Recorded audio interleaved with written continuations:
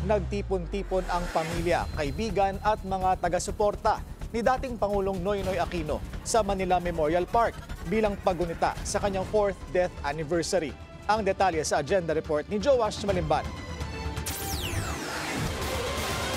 Pinuno ng mga dilaw na bulaklak, yellow ribbons na nakatali sa mga punot poste at mga yellow banner ang seremonya ng 4th death anniversary ni former President Benigno Noynoy Aquino III.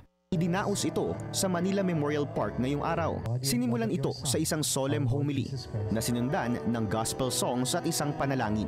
Ayon sa pamangkin ni Pinoy na si Kiko Aquino D, kasabay sa paggunita ng buhay ng dating Pangulo ay ang mga prinsipyong kanyang pinanghahawakan nang siya ay nabubuhay pa. Ang pinanindigan naman niya talaga, di ba?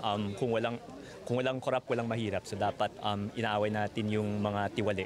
We see that now na parang maraming naninindigan ulit na nagsasabi na hindi katanggap-tanggap ang anumang uri ng katiwalian. Inihalal ng taong bayan si Pinoy bilang 15th President of the Philippines noong 2010. Anak siya ng dati ring Pangulo na si Corazon Aquino at ng dating Senador na si Ninoy Aquino.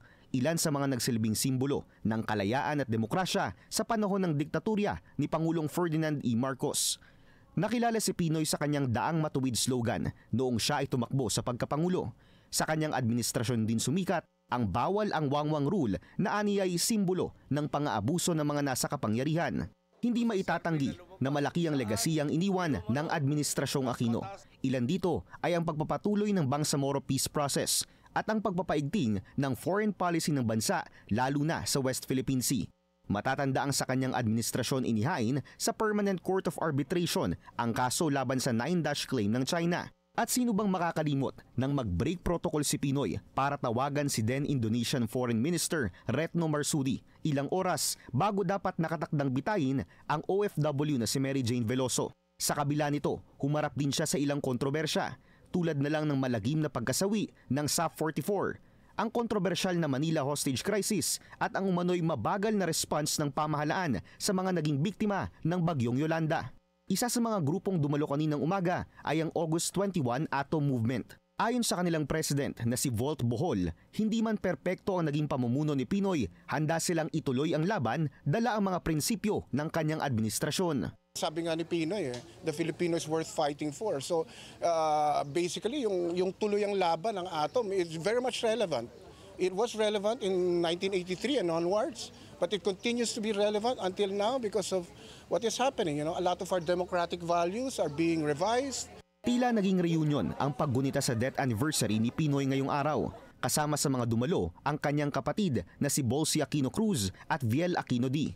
In attendance din ang panganay na anak ni Chris Aquino na si Joshua.